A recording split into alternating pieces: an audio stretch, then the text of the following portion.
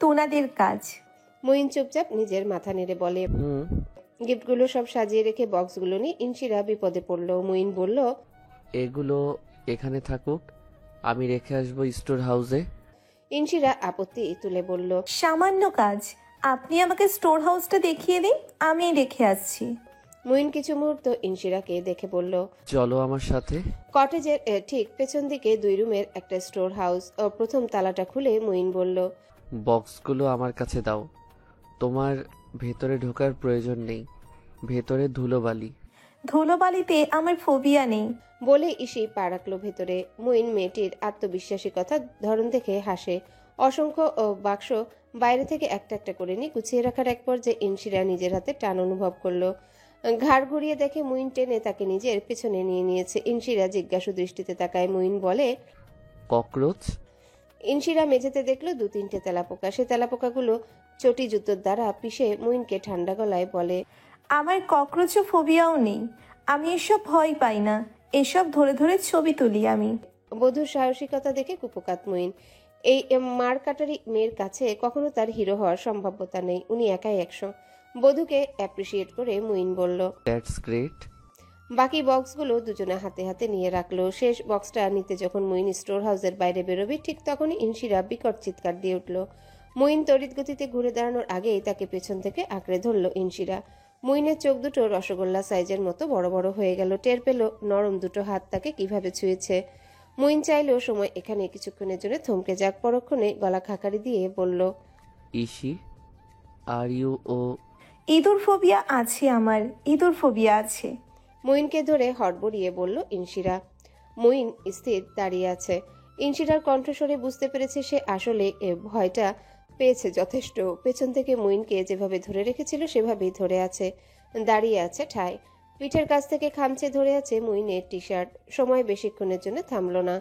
অত্যল্পকাল পরেই মুইন সামান্য হেসে বলল, ইদুরোফোবিয়া, I mean mosophobia, that's great too. Inshira সম্বিত ফিরে পেয়েছে ততক্ষণে। মুইনকে ছেড়ে কেমন লাফিয়ে পেছনে চলে গিয়েছে 1 পা। তবে মাথা থেকে ইঁদুর ভীতি সরেনি। পাংশু বর্ণের হয়ে আছে মুখটি। মুইন ঘুরে দাঁড়ায় ওর দিকে। অনুসন্ধানী দৃষ্টিতে ওকে কিছুক্ষণ দেখে বলল, বাইরে চলো। মুইনের পেছনে স্টোর হাউসের বাইরে বেরোয় ইনশিরা। বিশাল আকার একটা তালা স্টোর হাউসে লাগিয়ে মুইন বলতে লাগলো, তুমি ওয়াইল্ড লাইফ ফটোগ্রাফার? সাপের ছবি তোলো তুমি? ইনশিরা কেমন কপাল কুচকালো, বলল, সাপ আর ওই গা ঘিনঘিনে জন্তুটা এক হলো? সাপ একটা কিউট প্রাণী। সাপ কিউট? মুইন অবাকের পরেও অবাক হয়ে চেয়ে রইল ইনশিরার মুখের দিকে। ইনশিরা হাঁটতে হাঁটতে বলছে, of course, snake is a colourful creature, দেখতে সুন্দর। আর যাই হোক, দেখলে মনে হয় ওরা গোসল করে রোজ। এই জন্তুটা তো জীবনে পানির ধারে যায় না। ইয়াক। মুইনের কদম থামলো তার বধূর কথাবার্তা শুনে। ইনশিরা মুইনের সামনে সামনে হাঁটছে। মুইন অস্ফুটে বিড়বিড় করে বলল, ওইমেন। ইনশিরা পেছনে ফিরল। তৎক্ষণাৎ বলল, কিছু বললেন? দুপাশে নাবোধক মাথা ঝাঁকিয়ে মুইন বলল, বড্ড নোংরা এই ইঁদুর। সাপ ভালো, সাপ কিউট, সাপ সুইট। ইনশিরা দ্রুত হেঁটে কটেজে ফিরছে। মুইন হাঁটছে ধীরে ধীরে। অস্ফুট স্বরে ইনশিরাকে উদ্দেশ্য করে বলল, তুমিও কিউট আছো, মারাত্মক কিউট। ইসি শুনতে পেল না মুইনের কথাগুলো। বিকেলে মুইন কোথাও বেরিয়েছিল। ইনশিরা গোটা কটেজে ছিল একা। যাওয়ার আগে মুইন বলে গিয়েছে যে কোনো প্রয়োজনে কল করে নিতে তাকে। কটেজের সর্বত্র ইনশিরা অবাধ বিচরণ করতে পারে। চাইলে গার্ডেনে অথবা আশেপাশে ঘুরতে পারে। মুইন খুব বেশি সময় বাইরে থাকবে না। ইনশিরা কোথাও বেরোলো না। কিছুক্ষণ অলস হয়ে বিছানায় পড়ে থেকে উঠে সে পাপাকে কল করে। সামিন যেন তার ফোনের অপেক্ষাতে ছিল। রিসিভ করে একের পর এক প্রশ্ন ছুটতে থাকে মেয়েকে। ইনশিরা দুপুরে খেয়েছে কিনা, মুইন কোথায়, ইনশিরার মুখটা এমন লাগছে কেন, গায়ের তাপমাত্রা ঠিক আছে কিনা। ইনশিরা আপ্লুত হলো, ধরা গলায় বলল, পাপা মাত্র 3.5 ঘন্টা হয়েছে আমি এসেছি। সামিন আর কিছু বলে না।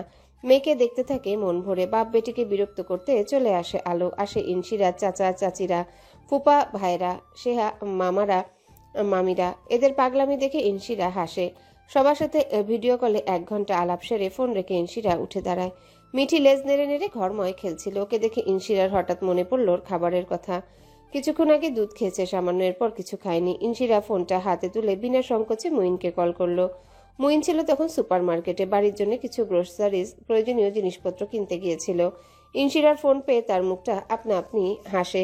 রিসিভ হতেই ওপাশ থেকে ইনশিরা বলল, মুইন, জি। আপনি ব্যস্ত? কাঁধ আর কানের সাহায্যে ফোনটাকে চেপে ধরে দুহাতে দুটো ফ্রিজিং করা বিশাল চিংড়ি মাছ তুলে বিচক্ষণ মানুষের মতো দেখতে দেখতে মুইন বলে, মোটেও ব্যস্ত না, বলো। মুইন, মিঠির ক্যাট ফুড শেষ হয়েছে। আমার মনে ছিল না ও দুধ ছাড়া আর কিছু খায়নি। আপনি একটু নিয়ে আসতে পারবেন? মুইন হাসল অস্পষ্ট। ইনশিরাকে বলল, পারবো।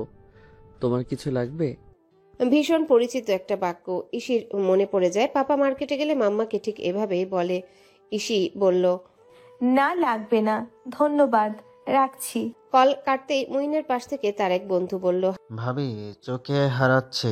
হাসলো। মুইন বলল, না, বাচ্চার জন্য খাবার নিয়ে যাওয়ার তাগিদ দিল। ইনশিরা তখন ঘরময় পায়চারি করতে লাগলো। কটেজের ডান দিকটা দেখেনি সে এখনো।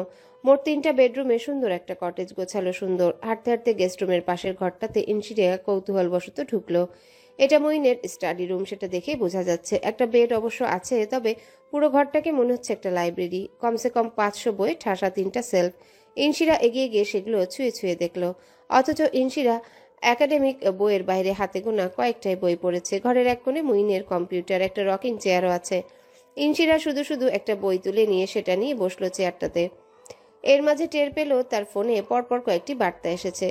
ফোনটা হাতে তুলে চেক করতে দেখতে পায় অনামিকার একটা মেসেজ। তাকে একটা কল রেকর্ড পাঠানো হয়েছে, নিচে লিখে দিয়েছে। ইনশিরা রেকর্ডটা শোনার জন্য আঙ্গুল চালালো ফোনের স্ক্রিনের, সাথে সাথে তার কপাল কুঁচকে যায়। কণ্ঠস্বরটি সাগর ভুঁইয়ার, কারোর সাথে হাসাহাসি করছিল। 3 মিনিট 32 সেকেন্ডের রেকর্ডে ইসি শুনল সাগর ভুঁইয়া কাউকে বলছে, আরে ওই সামিনের মেয়ে। না না, ওসব নিয়ে মাথা ঘামাচ্ছি না, আমার ছেলে সামলে নেবে। আমার ছেলে আমার কথা ছাড়া এক পাও নড়ে না। কি বললে? বিয়ে? তাহলে অসুবিধা নেই, চাকরানি বানিয়ে রাখবো। খুব দুর্বল সে আমার ছেলের প্রতি। যথাজ্ঞা বলে জুতা পরিষ্কার করবে। সময়ের অপেক্ষা। আমি এসব নিয়ে ভাবছিই না, আমি তো দেখতে চাই সামিনের রিয়াকশন। মাগরিবের সময় হয়ে গিয়েছে তখন। মুইন সবেমাত্রই বাড়িতে ফিরল। গতকালের মতো আজ আকাশ ভীষণ ডাকাডাকি করছিল। সবকিছু কিচেন ক্যাবিনেটের উপর রেখে হাতটাকে প্রথমে স্যানিটাইজ করলো মুইন। আশেপাশে খুঁজলো ইনশিরাকে। গোটা কটেজে পিনপতন নিস্তব্ধতা বিরাজমান। ইনশিরার সারা শব্দটি নেই। হঠাৎ মিহির আওয়াজ পেয়ে মুইন তার স্টাডি রুমের দিকটাতে যায়। দরজা হাট করে খোলা আছে। ভেতরে পা রাখতে মুইন দেখলো মিঠি মেঝেতে খেলেছিল, আর তার মা ইনশিরা জানালার গ্রিল ধরে দাঁড়িয়ে বিষণ্ণ মুখে শূন্যে তাকিয়ে আছে। যেন ডাকলেও সে শুনতে পাবে না কাউকে। কিছু কি হয়েছে? হঠাৎ করে কি হয়েছে মুইন বুঝতে পারছে না। সে অনিমেষে চেয়ে থাকে শ্যামা মুখটার দিকে, যে তখনও টের পায়নি মুইনের অস্তিত্ব। মুহূর্ত কাটে। মুইন এবার বরফ ঠান্ডা গলায় বলে, হাই। ইনশিরা চমকে উঠে ঘুরে তাকালো। মুইন এবার স্পষ্ট দেখলো ইনশিরার ফোলা ফোলা দুটো চোখ, যেন কিছুক্ষণ আগেও কেঁদেছে। চোখে মুখে কেমন আতঙ্কময় লজ্জা এসে ভর করেছে। মুখভঙ্গি বলে দিচ্ছে জোর করে চাইছে মুখটাকে সহজ করতে।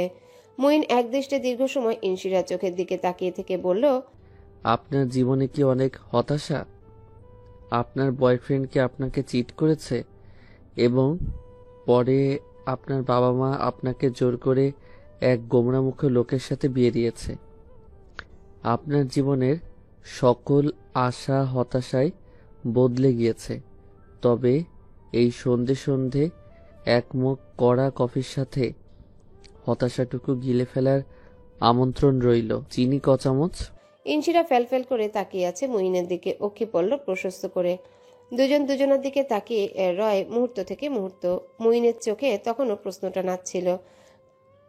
কাল কাটে। ইনশিরা হেসে ফেলল হঠাৎ। চোখে মুখের কাঠিন্যতা এক চুটকিতে বিদায় নিল। মৃদু হেসে হাসি থামিয়ে বলল। মুইন ঘর থেকে বেরিয়ে কিচেনের দিকে এগিয়ে যায়। ইনশিরা যায় তার পিছু পিছু। মুইনকে বলে, হ্যাঁ, কেবিনেট থেকে মগ বের করো দুটো। ইনশিরা মগ দুটো বের করে বলে, না, ছুটি দিয়েছি আজ সন্ধ্যেটা। আমাদের দুজনের ইনভিটেশন আছে ডিসি মহোদয়ের বাড়িতে রাতে। কফি বানিয়ে দুটো মগে ঢেলে মুইন ইনশিরাকে বলল, চলো বারান্দায় বসি। মেঘ ডাকছে, হাওয়া দিচ্ছে বাইরে।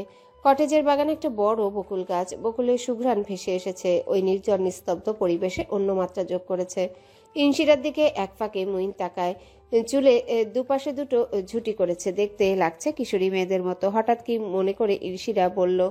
কফি মগে শেষ চুমুক দিয়ে মগটা টেবিলের উপর রেখে বলল, তোমার বয়স 25 বছর 3 মাস 15 দিন। ইনশিরা মাথা তুলে তাকিয়ে বলল। এমনি। চলো ওঠা যাক, আমাদের বেরোতে হবে। রেডি হতে গিয়ে ইনশিরা মহা মুসিবতে পড়ল। এই ধরনের ইনভাইটেশনে ঠিক কি পরে যাওয়া উচিত ইনশিরা বুঝতে পারছে না। ইদানিং এটা পর ওটা পর শুনতে শুনতে তার মনে হচ্ছে এখনো তার আশেপাশে মাম্মা চাচিরা দাঁড়িয়ে আছে, তার দিকে রাগারুন চোখে তাকিয়ে আছে আর বলছে ওটা পর। শাড়িগুলো দেখে গা শিওরে উঠল তার। এসব এখন সে পরবে না, না মানে না, যথেষ্ট ভালো মেয়েটি হয়েছে সে, আর না। তবে এতটুকু বোধ তার হলো লোকটার সাথে একটা সামাজিক অনুষ্ঠানে গেলে ভূষণে বসনে কিঞ্চিত সামাজিকতা বজায় রাখা উচিত। অনেকক্ষণ ঘাটাঘাটি করে সে একটা আকাশি রঙের সুতি আরামদায়ক চুড়িদার সেট তুলে নিল। অবশ্য নাক সিটকিয়ে নিয়েছে বেশ কিছুক্ষণ। মুইন রেডি হয়ে বসে আছে, ভেবেছিল তার বউয়ের সময় লাগবে। এটা বউদের বৌগত বৈশিষ্ট্য, তাই যথেষ্ট ধৈর্য নিয়ে মুইন বসেছিল। তবে মুইনের বেশিক্ষণ ধৈর্য ধরে বসে থাকতে হলো না, কারণ তার বউ আর 5টা বউয়ের মতো একেবারেই নয়। একটা সাদামাটা চুড়িদার সেট পরে চুলগুলো খোলা রেখে বেরিয়েছে ঘর থেকে ইনশিরা। না দিল চোখে কালির প্রলেপ, না মাখলো গালে লাল গোলাপি প্রসাধনী, অথচ তাকে দেখতে লাগছে সম্পূর্ণ নিখুঁত মোহনীয়। মুইনের চোখ আটকে গেল কিছুক্ষণের জন্য। ভীষণ অসহ্য লাগছে মুইনের এখন। কেমন হ্যাংলা লাগে নিজেকে এমনভাবে তাকিয়ে থাকতে, ভীষণ হ্যাংলা লাগে। ইচ্ছে করে মেয়েকে কপালে গালে প্রশংসা লেপটে দিয়ে বলতে। ইনশিরা ঘুরে মুইনের দিকে তাকায়, তাড়াহুড়ো লাগিয়ে বলে। মিঠিকে তার স্লিপিং বাস্কেটে রেখে ওরা বেরোলো। বাইকে মুইনের পেছনে বসলো ইনশিরা। মাঝখানে কিছুটা দূরত্ব রেখেছে, হাত রাখেনি মুইনের কাঁধে। ডিসি মহোদয়ের বাড়িতে আজ সব ঊর্ধ্বতন কর্মকর্তাদের ইনভাইটেশন ছিল সস্ত্রীক। তবে পার্টির মধ্যমণি ছিল মুইন ও ইনশিরা। শহরের সকল সরকারি উচ্চপদস্থ কর্মকর্তা এবং তাদের স্ত্রীরা, যারা কিনা নিজেরাও সরকারি কর্মকর্তা, তাদের ভীষণ কৌতূহলী দৃষ্টিতে দেখছিল ইনশিরা। অন্যান্য অতিথিদের সাথে সামাজিক আলাপ সেরে একপাশে চুপচাপ ফোন নিয়ে বসে আছে সে। মুহিন সবার সাথে হেসে হেসে কথা বলছিল। ইনশিরা লোকটাকে আর চোখে দেখছে। হঠাৎ একটা কথাই তার মাথায় এসেছে। এত এত মেধাবী মানুষদের মাঝে সে একাই একটা অপদার্থ। হোক সে উচ্চবিত্ত পরিবারের মেয়ে, হোক তার বাবা চাচাদের বিত্ত বৈভবের অভাব নেই, হোক তারা ক্ষমতাশালী, তবে ইনশিরার যোগ্যতার দিক থেকে মুইনের কাছাকাছি নেই। নেই মানে নেই। অন্যান্য কর্মকর্তাদের বউদের খুঁটিয়ে খুঁটিয়ে দেখছে সে। কথাবার্তায় ভীষণ আত্মবিশ্বাসী এবং চটপটে। এইসব দেখতে দেখতে হঠাৎ সম্বিত ফিরে পায় ইনশিরা। এসব সে কি ভাবছে, কেন ভাবছে সে জানে না। তবে সাইমের ওই কথাগুলো শোনার পর থেকে ইনশিরা দিনকে দিন এভাবেই হুটহাট ইনফিরিয়রিটি কমপ্লেক্সে ভুগে। ইনশিরার হঠাৎ মনে হলো তার মানসিক সমস্যা তৈরি হচ্ছে একটা, যেটা সত্যি হলে খুব বিশ্রী ব্যাপার হয়ে দাঁড়াবে। রাত বাড়ার সাথে সাথে নিশ্চিত হওয়া যায় আজ আকাশে ঝেঁপে বৃষ্টি নামবে। ডিসির বাসভবনে ডিনার শেষ করে মুইন ইনশিরা বেরোলো। রাত তখন 10টা ছাড়িয়ে গিয়েছে। আকাশও তার সংযমের মাত্রা ছাড়িয়ে গিয়েছে। পথিমধ্যে ঝমঝমে বৃষ্টিতে মুইন ইনশিরা ভিজে একাকার হলো। রাস্তার একপাশে যাত্রী ছাউনির সামনে বাইকটাকে দাঁড় করিয়ে দুজনে কিছুক্ষণ দাঁড়িয়ে রইল। অনাকাঙ্ক্ষিতভাবে বধূর সাথে মুইনের প্রথম বৃষ্টি বিলাস হয়ে গেল। ভেজা চুলগুলো মুখের সামনে লেপ্টে আছে কিছুটা, ওই ভেজা চোখ তিরতির করে কাঁপছে পল্লব, রক্তাভ ঠোঁট। মুইন চমৎকার একটা দৃশ্য উপভোগ করলো কিছুটা সময়। বৃষ্টি যখন থামবে মনে হচ্ছিল ইনশিরা তখন তাড়া দিল মুইনকে। এখন যাই, মিঠি খুব ভয় পাচ্ছে একা একা। বৃষ্টি থেমে গিয়ে কিছু সময়ের বিরতি নিয়ে আবারও ঝরতে শুরু করেছে। এবার সাথে করে নিয়ে এসেছে বজ্রপাত। তাড়াহুড়ো করে কটেজে ঢুকলো দুজন। ঘরে ঢুকতেই দেখলো পশ্চিমের জানালাটা খোলাই ছিল। বিরাট অসুবিধায় পড়ে গেল এবার। ঝমঝমে বৃষ্টির ছাট এসে ঘরের 1/5 ভিজিয়ে ফেলেছে। ইনশিরার মনে পড়ল এই অকাজটি তিনিই করে রেখে গিয়েছিলেন। কেমন লজ্জিত ভঙ্গিতে মুইনের পিছু পিছু জানলা বন্ধ করতে গেল। জানালার পর্দাগুলো ভিজে জবজবে। একপাশের গ্লাস ধরে যখন ইনশিরা টানছিল ঠিক তখনই আশেপাশে কোথাও বিকট শব্দে একটা বজ্রপাত হয়। হতবিহবল ইনশিরা আকস্মিক লাফিয়ে উঠে ঘুরে জাপটে ধরল মুইনকে। অনুভূতির উত্তাপে দগ্ধ হতে বেশি সময় লাগলো না মুইনের। বহু প্রত্যাশিত সুখময় সময়টাও মুইনের সুপ্রসন্ন ভাগ্য বলে অনাকাঙ্ক্ষিতভাবে এলো। তার প্রশস্ত অসহায় গো বেচারা হ্যাংলা মরুভূমির সম পেটানো বুকটাতে আশ্রয় নিল পাখির মতো একটা শরীর। চোখ বড় বড় হয়ে গিয়েছে মুইন ফরাজির। নরম শরীরটা যখন তাকে আষ্টে পৃষ্ঠে জড়িয়ে ধরে রেখে কাঁপছিল, মুইন হঠাৎ খুব বড় একটা বোকামি করে বসলো। এই মুহূর্তকে খুব বিচক্ষণতার সহিত লাইনা দিয়ে বলে ফেলল। অ্যাস্ট্রাফোবিয়া আছে ইনশিরা বিনতে সামিন। খুব বড় বোকামি ছিল এটা মুইনের। মুইন খুব আফসোস করলো যখন তার বউ তাকে ছেড়ে দূরে সরে ঘুরে দাঁড়িয়েছে। তার ভেতরে বেহায়া অধৈর্য সুযোগ সন্ধানী ছটফটে পুরুষ সত্তাকে তাকে গালি দিল। অপদার্থ অফিসার, এত কথা বলার কি দরকার ছিল? ইনশিরা ঘুরিয়ে দাঁড়িয়ে একটিবারের জন্য চোখ ফিরায়নি মুইনের দিকে। হালকা আকাশি কামিজ ভিজে শরীরের সাথে লেপ্টে আছে। ভয়ঙ্কর লাশময়ী অপার্থিব এক নারী মুইনের সামনে দাঁড়িয়ে। এই দৃশ্য, এই সময়, এই সব কিছুই মুইনকে বোকার মতো দাঁড় করিয়ে রাখলো। ইনশিরা দাঁড়ালো না, কেমন অপ্রস্তুত ভঙ্গিতে ছোটাছুটি করে তোয়ালে আর শুকনো জামা কাপড় নিয়ে ওয়াশরুমে ঢুকলো। উত্তপ্ত মস্তিষ্ক, উন্মাতাল সব অনুভূতি বালিচাপা দিয়ে তার ঠিক সোজাসুজি আয়নাটায় নিজের মুখটাকে দেখে মুইন হাসে। ভেজা কাপড় পাল্টে ঘরের ভেজা আসবাবপত্র ঠিকঠাক করে মুইন বিছানা ঠিক করে শুয়ে পড়ে। ইনশিরা ওয়াশরুম থেকে বেরিয়ে মিঠির কাছে গিয়েছিল ড্রয়িং রুমে। 1.25 ঘন্টা পেরিয়ে যাওয়ার পর মিঠিকে কোলে নিয়ে গুটি গুটি পায় ইনশিরা ঘরে ঢুকলো। মুইন তাকিয়ে আছে ইনশিরার দিকে। ইনশিরা এসে নিচু স্বরে তবে গম্ভীর হয়ে মুইনকে বলল, আপনার অসুবিধে না হলে একটা কথা বলবো? বলো। মিঠিকে দুহাতে আগলে ধরে ইসি বলল, আসলে মিঠিরও না অ্যাস্ট্রোফোবিয়া আছে। ও এমন শব্দে কেমন আতঙ্কিত হয়ে পড়েছে দেখুন। আপনার যদি অসুবিধে না হয় ওকে আমি আমাদের বিছানায় রাখি। ট্রাস্ট মি, ওর লোম ঝরে না, শব্দ করে না, বিরক্ত করে না। মুইন তাকিয়ে আছে বইয়ের দিকে। ইনশিরা ভীষণ উৎসুক হয়ে দৃষ্টি রেখে দিয়েছে মুইনের চোখে। তার দৃষ্টি বলছে সে আশাবাদী। মুইন ভদ্রলোক, মুইন এই আবদার মানবে। মুইন একবার ইনশিরার হাতের ভারী স্বাস্থ্যের গোলুমুলু লোমশ মিঠিকে দেখে, একবার দেখে ইনশিরাকে। কিছুক্ষণ দুজনকে দেখে বলে, ঠিক আছে, রাখো। বাইরে মনে হচ্ছে তাণ্ডব চলছে প্রকৃতির। মুইন শুয়ে পড়ল। ইনশিরাও মিঠিকে জড়িয়ে ধরে শুয়ে পড়ল। ক্লান্তিতে ইনশিরার ঘুম এসে যায় দ্রুত। মুইন জেগে জেগে বৃষ্টি স্নাত রাতে বউ বাচ্চার মুখ দেখে দীর্ঘ সময় ধরে একা একাই সে হাসে। তার একটা পরিবার হয়েছে অবশেষে। আধুনিক ঘড়িটা রোবোটিক শব্দ করে নিজের অস্তিত্ব জানান দিচ্ছে, সাথে সময়ও বলে দিল। তখন সময় সকাল 6:33।